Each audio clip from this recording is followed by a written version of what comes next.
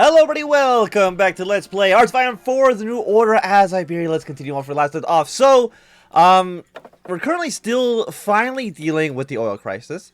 We should get this done by the end of this episode. I can't imagine that we won't be able to get through 3 focuses in time.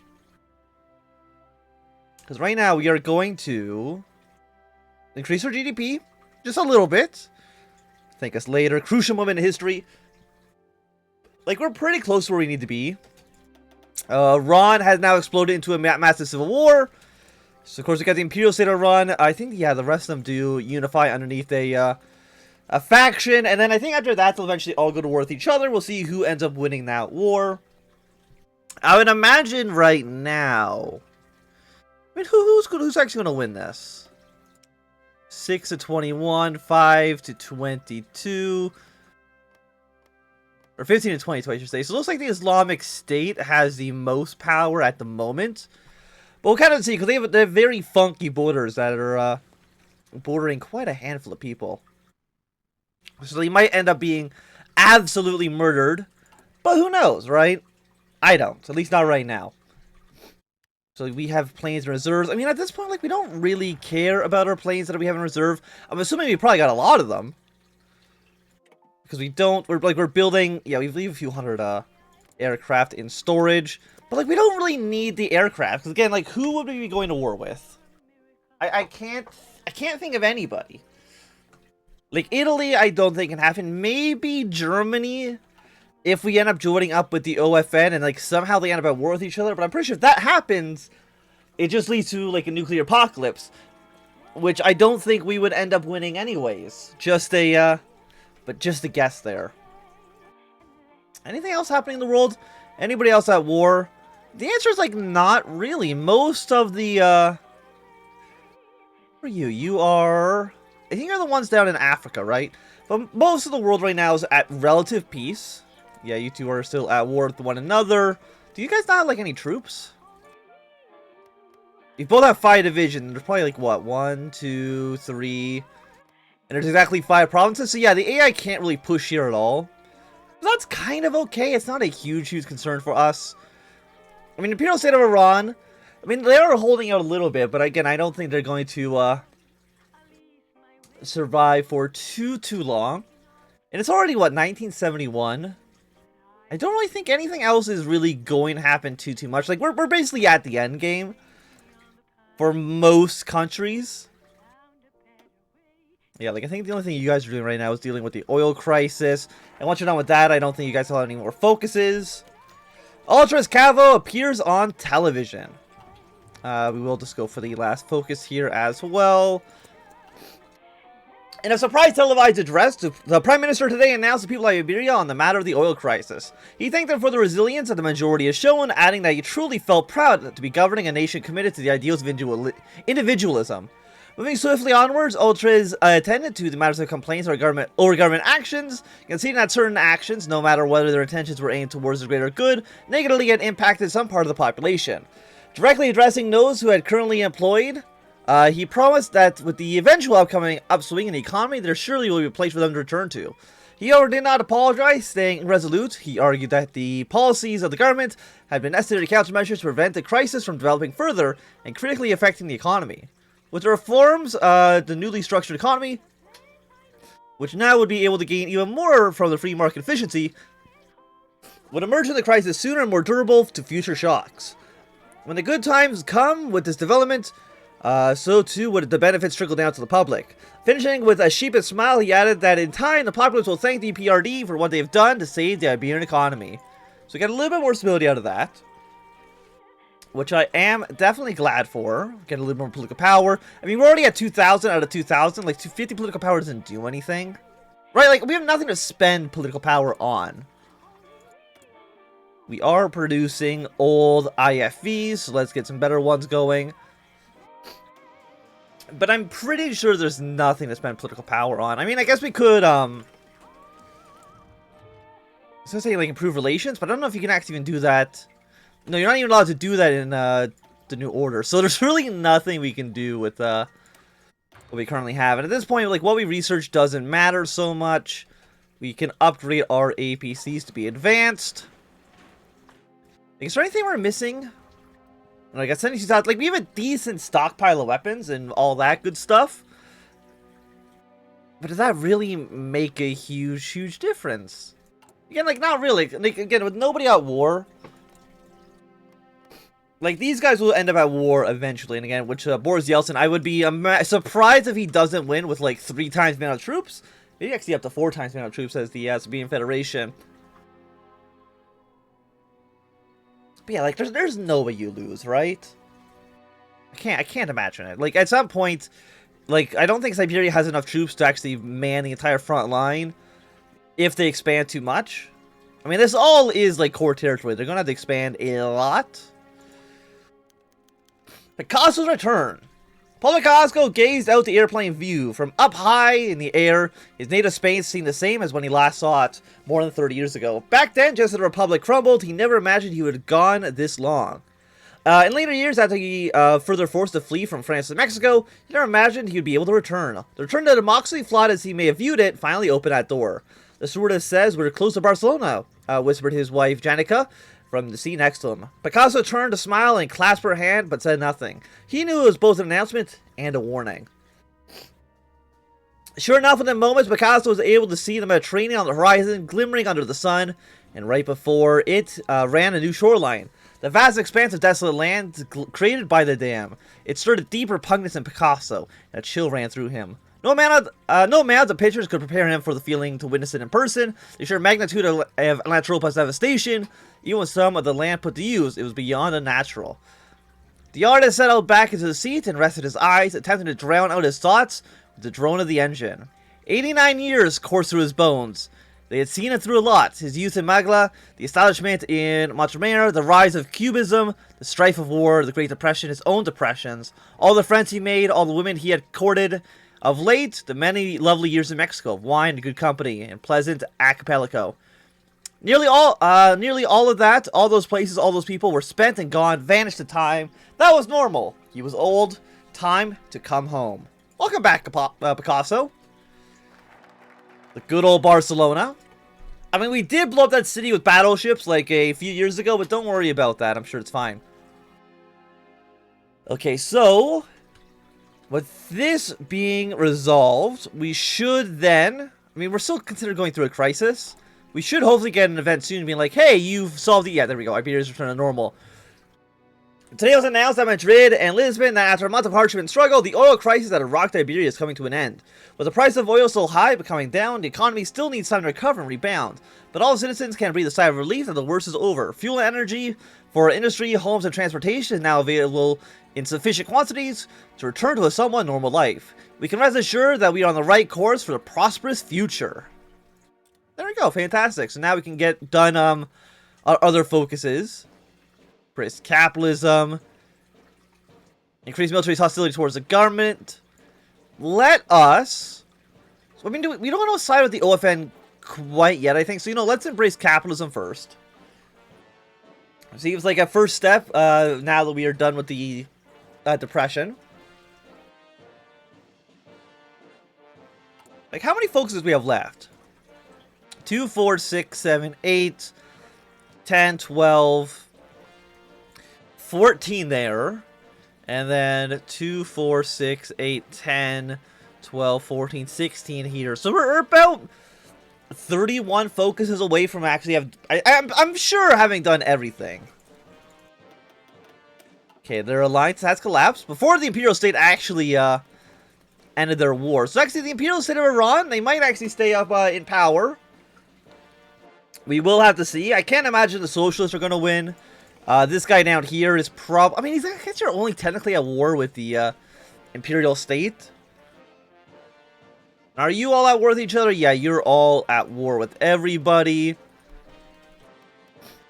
So at this point, I'm leaning more towards the Imperial State, maybe the Islamic Republic, but I mean, the Imperial State is just a little bit more consolidated right in this small area. The Islamic Republic of Iran has too much territory to defend. Same kind of with the Democrats and with the Shahdam. They got a lot of borders they have to defend. The Socialists actually have a relatively small front, but they don't have a lot of troops, so I can't imagine them actually winning the war. Yeah, just kind of research whatever. Again, it doesn't really matter right now. what we actually choose to focus on. Okay, so now let us promote trade schools. Utrans holds speech on Iberia's need for free market reforms. I come before you today with a message containing a stark warning. It is your choice, Iberia's choice, whether to heed this warning or to succumb to the detrimental consequences otherwise.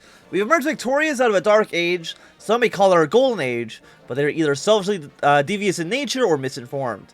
This dark age gave forth ideas that a centralized, self-sufficient economy was needed to maximize output. Now, two important things are to be noted here, ladies and gentlemen. The time that this idea emerged under and the results wanted, both inextricably linked, are a product of that dark age. Can anyone here explain to me the need for the atomic age or requiring a war economy geared towards output instead of growth and welfare of its citizens?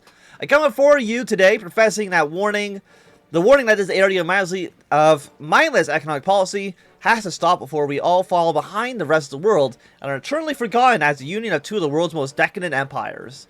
We must reform, and our reform must be in the direction of freedom.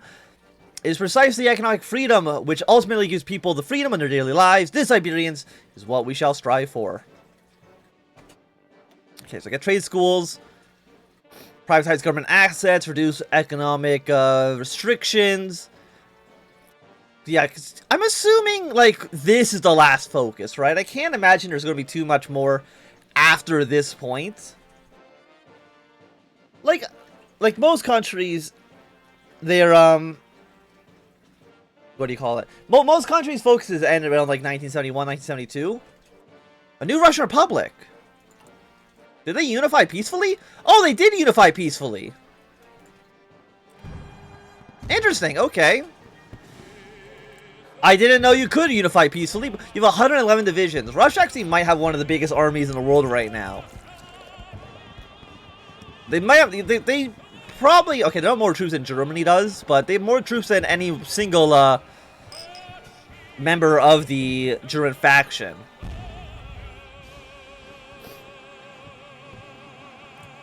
I know you can eventually, like, start conquering your way into, like, Kazakhstan and stuff. Yeah, the Islamic Republic. Okay, now, yeah, the Imperial State of Iran, there's no way in hell they lose at this point. They will end up crushing absolutely everybody. How many troops do you guys have?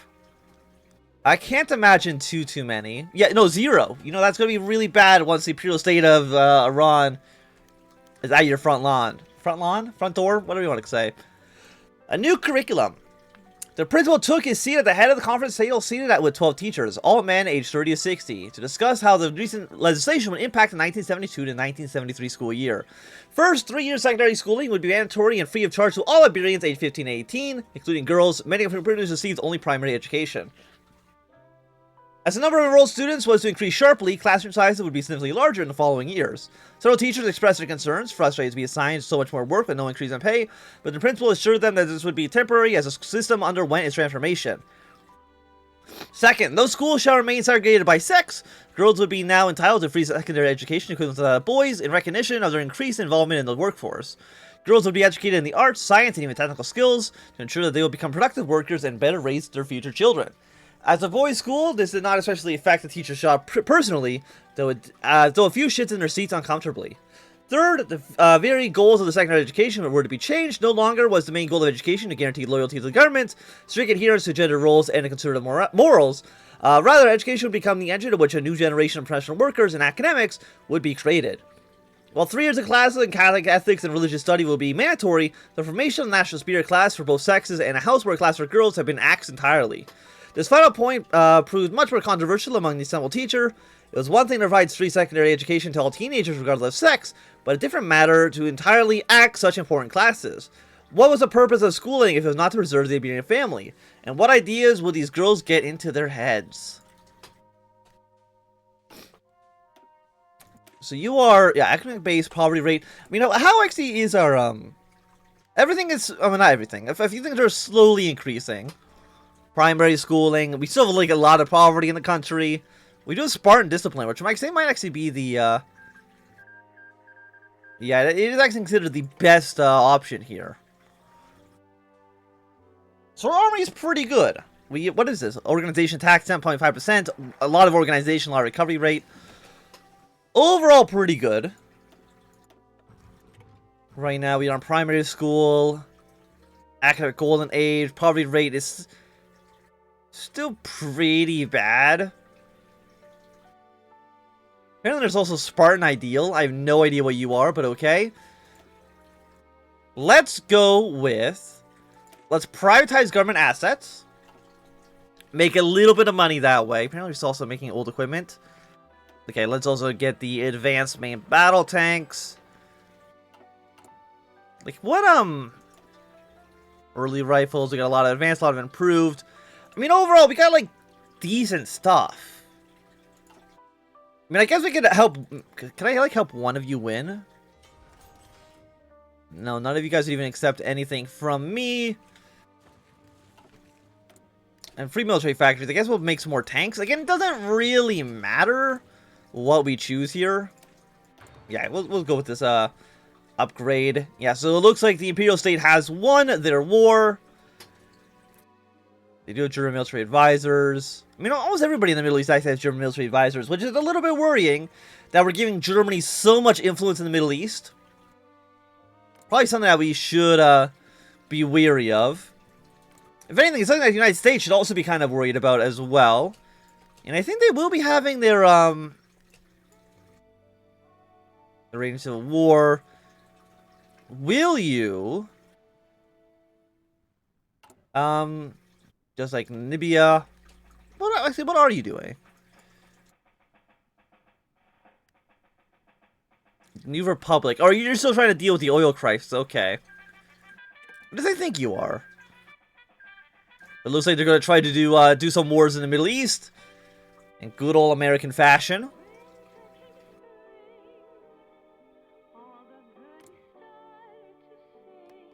And I think that's basically all we need to worry about, I think, right now.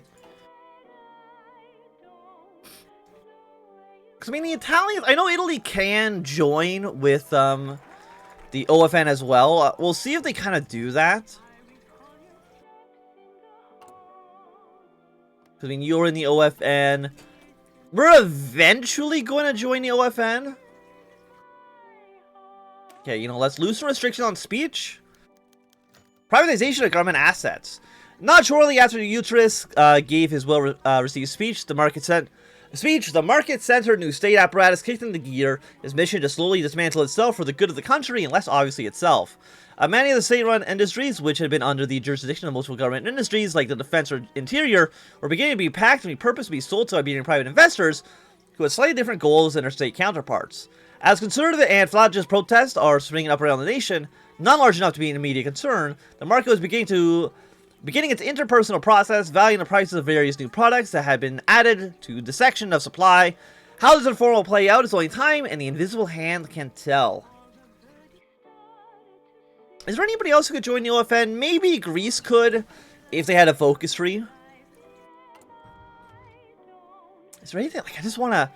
We got to spend our political power on something. Like, we have 2,000 points. And there's, like, nothing I can spend the money on. Privatization plays incredible dividends. The miracle of Madrid, they call it. Yet, this ignored what truly was the awesome display of Iberian entrepreneurship and commerce that rather should be known as it rather... should be known as it rather should... Wait, no. Okay. Was an awesome display of Iberian entrepreneurship and commerce that rather should be known as it rather should be known as a general Iberian Spring. With the privatization of state firms from multiple struggling ministries at the behest of the government, a strong spike in economic activity has occurred, most obviously in the private sector. The investors have not let the old capital go to waste in the slightest, and are letting mismanaged assets finally come to fruition, being exploited to their full potential of profit and dividends. The growth rate of the peninsula shall likely be staggering for the next few years, unless there are extreme external market shocks. Okay, so we're going to get a large influx of cash. Actually, how much do we have in cash? $680 million. Let's pay off a little bit of our national debt.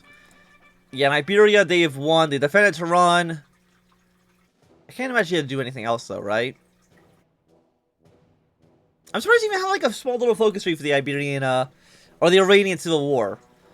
Because I don't think they have a focus tree normally. I think it's just for, this. Okay, the effects of the oil crisis are being reduced.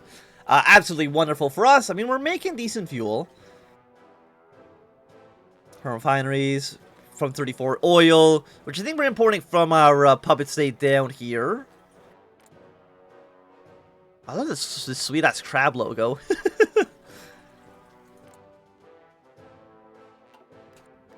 So, like, what's everybody else doing? We don't know what you're doing. Germany's working on the fatherland. Is that still doing with the oil crisis? It is. The end of the ride. The Viafani massacre. We don't really care too much about what Italy's doing. El Noi di Polpsek. Over the last few years, the musical sensation has crept into the airways of Iberia and Latin America.